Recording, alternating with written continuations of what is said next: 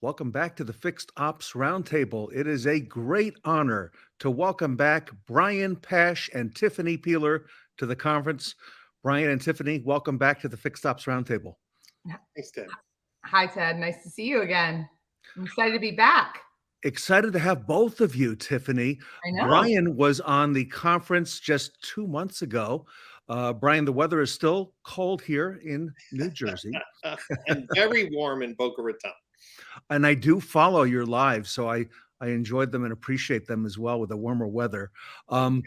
Today, I want to talk a little bit about Brian's research report that is out and is available now. And part of that, Tiffany, give us some of the backstory. Why did Brooke.ai commission Brian Pasch to do this report? Tell us a little bit about that. Yeah, so I think the reason that we really wanted the report to be done by a third party, and especially to be done by Brian and his team, is because we wanted it to be honest. We wanted a team that we could depend on that would go out there and learn as much as possible about all digital voice providers and help to put into words what our application has done, how it's impacted our dealers, and kind of help point out some of the differences behind, what our technology is able to do versus maybe some of the other, up and comers that are coming up with new digital voice assistants and how they differ and maybe how we stand out a little bit. And we, trust Brian. He's nothing if he's not honest. And transparent, and he kind of tells people what he thinks about different vendors, what he thinks about different solutions, how they work. And so we trusted that he would kind of tell it like it was, and be honest with his readers on what they found during the research project. So that was the biggest reason. And Brian, why do you think this topic of digital voice assistants is so top of mind right now for our industry? I think there's probably three factors. Number one, dealers are looking for ways to be more operationally efficient.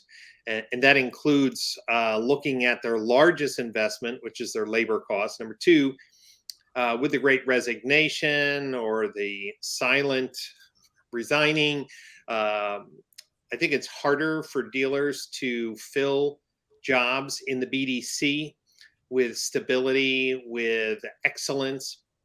And number three, with some of the OEMs move to consumer direct sales, customer retention, and creating a memorable experience at the local dealer level plays into dealer thinking. And what Brooke does is really nails all three of those points with operational efficiency, greater customer experience, and higher profits. This should be news to most dealers' ears. And Brian, Tiffany mentioned that they commissioned Brian Pasch to do the study. If you'd give us a little bit of the backstory from your perspective, why did you agree to do the research on Brooke.ai specifically? As she mentioned, there are likely other providers out there. Why Brooke.ai? Sure. So, when we do research under the BPE, Brian Pasch Enterprise Research Division, we only release a few research reports a year. They take a lot. They take months to put together. We won't do research on a product we don't believe in, even if someone's commissioning or paying for the study, number one. Number two, we do a balance of non-commissioned research and commissioned research based on the needs in the market. And when we took a look at what Brooke has been doing, and as we've talked to dealers who are like, hey, man, this is a really hot product. This is a hot product. I was like, we got to look into this. So at the Automotive CXO Network, this is a group of large dealer groups that I manage. This started to come up, digital voice assistants. So I kind of use the dealers' buzz to make sure I'm always staying up to date. And when Proactive Dealer Solutions reached out to me, it was the first time we ever talked business together, research. And it was really a great marriage. Our chief researcher, Beth Braswell, did a great job working with their team, talking to dealers, getting data and statistics. So the research report isn't fluff. It has actual dealer quotes, actual dealer data, functional descriptions of what Brooke does and what the future looks like for DVAs. And Tiffany, the report is out. It's out now, right? Yes, came out January 11th. It was wonderful. Brian and his team did a wonderful job. Beth is just a pleasure. And he's not lying. They were very thorough. So we're excited for dealers to read it. All right, Brian. So give us a little information on that. What stood out to you in the report, and what were some of the things that you folks found? Yeah, so I think that most dealers who have maybe say more mature BDC, there is some ego there, like, hey, our BDC is doing a great job, or we're, and I think what we found out is that you only know what you know. And when dealers implement Brooke, they see a number of things that are just kind of eye-opening. Number one, the number of appointments that are being set can go up 100%, 150%, even 200%. But what it also, I think one of the big revenue opportunities, one dealer group in the report, was $533,000 of additional service revenue booked by outbound callers in their team, because what Brooke did is took those repetitive, easy, I call low-hanging fruit calls off of their BDC. And, that's a $6 million gross revenue swing for a particular product. And I think that's important. I think another highlight of the report is that there is some political or initial pushback by BDCs. Are like, hey, you're bringing in AI. Does this mean my job is going to be replaced? But the truth is that dealers know that there's not enough outbound calls being made. We know that. Lapse service, decline service, and most dealers are willing to pay more for an outbound phone call that results in service revenue than just taking an inbound layup call. So what it ends up doing is, once the BDC agents understand how Brooke works, it actually means more revenue in their pockets, which means greater stability, maybe greater longevity, a better work balance, a better scheduling balance. It's like a ripple effect. So it's not just the DVA for that, it's the impact it has on people's lives and the bottom line of the dealership. Wow. And Tiffany, it's those outbound calls that we want to be able to free up the staff to be able to make in the retail situations. Yeah, absolutely. I mean, this is something as a company that's kind of built on training and consulting and implementing successful service BDCs in stores or groups. I mean, that's something that we have pushed for 23 years. You've got to do these outbound calls, and the outbound calls, maintenance, retention, missed appointment, start the easy stuff. To Brian's point, the low hanging fruit outbound calls, campaigns, your missed appointments, your 7 to 12 month customer retention customers, your 13 to 72s, get into decline services once your team is staffed up and has the skills to do that level of a difficult type of call. So that you can really reach out to your customers and pull them back into the service drive. You're not relying it on them or that one experience from an inbound call and coming in to come back next time. And so we want more of our dealer partners to focus on those outbound call campaigns, because we know how that's how they achieve the growth that they're looking for, the retention that they're looking for, and that their OEMs are looking for as well. I mean, so many OEMs have programs that can reward the dealer in certain ways if they hit certain retention metrics. And why not take advantage of those rewards? You can't take advantage of them unless you work those campaigns. And with Brooke, our intention was always not to replace people, but to use them in a smarter way. And that's what, our application has helped us to do and helped them to do. And Brian, something that Tiffany just mentioned earlier was the foundational piece of proactive already being in this retail business for a long time and understanding that space. Was that also, included in the findings? Well, what I was, kind of a little bit interested in, they're process consultant, BDC, sales process coach. Their clients asked for help with BDC, became an outsourced inbound and outbound call center. And you would think building Brooke would, cannibalize their own business. It's kind of like what Apple did with the iPhone, right? You had, the music player as a standalone device and just literally blowing it up, putting it in the phone. I think what is beautiful about this story is that Proactive Dealer Solutions wasn't afraid of blowing a piece of the revenue up if they were able to create a sustainable growth pattern for their business and for the dealer. I think that's a win-win. I was very interested in that story.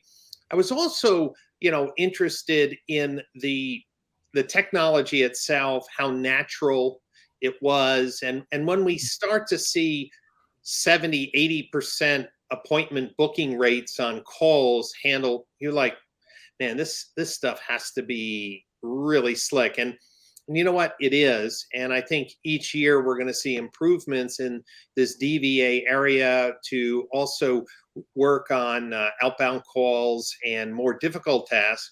But, Tiffany didn't mention, and maybe she should, not only is Brooke taking care of basic, service booking, but when a customer is dialing in, that they do a database dip into the DMS, they can check if the vehicle has any open recalls, and they can also offer the consumer help with scheduling either a shuttle or a loaner. And these are, again, timely tasks that take some time. Well, let me have your VIN and let me look up the recall database.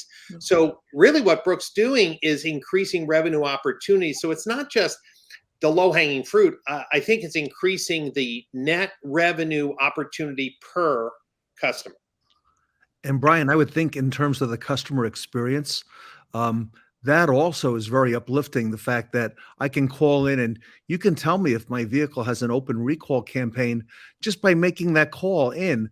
The dealership looks prepared, and they're ready to do business. Yeah, in the research report, there's a lot of data and quotes from dealers. One is the fixed ops director from the Niello Corporation, and he made an amazing point, which again, sometimes you get in the weeds of life and you forget the obvious. But he was saying, hey, we realized we had to market this service to our customers. It's like, duh, I'm in the marketing business, but the more I thought about it is, look, what if you had fixed ops directors turning over? What if you were understaffed during COVID? What if in the last 2 or 3 years you've had a diminished service experience? Wouldn't it be great to go into the market, social media, OTT, saying, look, we've listened to our customers. You can book service 24/7. We'll check automatically if you have any recalls. You can automate your transportation 24/7. Just call us and talk to Brooke. I mean, think about that. How much revenue could be recouped that the marketing really goes, wow, yeah, I did have a bad experience. I was thinking of going to this other dealer, or I was thinking about going to an independent. But now that they got this, 24/7, and so I want to make sure any piece of technology that changes the customer experience needs to be marketed. Banners in the showroom, right? Reminders in the service drive. Like this. Thanks for booking with Brooke. Next time, please book again. Like this positive reinforcement, I think is so important that maybe would be missed with this very, very disruptive technology.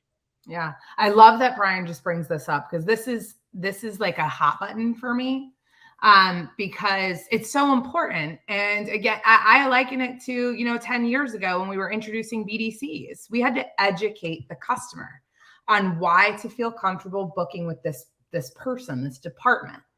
And this is the same thing. We just need to educate them. Hey, we've noticed that our hold times have gotten longer. We've had a difficult time getting to the calls. Great news.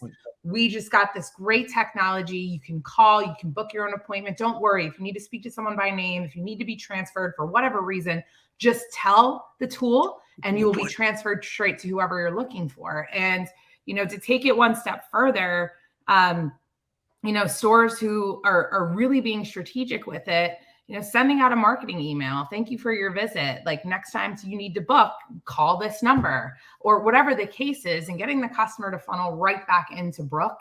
It can be really a tool that they can leverage in so many different creative ways. Text campaigns, put the Brooke number in there. There's so many opportunities and ways that dealers can take advantage of the technology that can really help them accomplish their goals. We just need them to communicate what that is, and we'll help them use the tool the right way. Brian, any closing thoughts on the findings? And again, I would imagine, Brian, there's probably a lot more service calls that come into the dealership than most anything else. Yeah, and again, the research report is rich with data. About 3 out of 4 calls are for service. Over 88% of all paid search calls from Google are for service. So, you only know what you know until Brooke exposes gaps in your service scheduling logic, your availability during peak times. And here's what I'm just going to close with.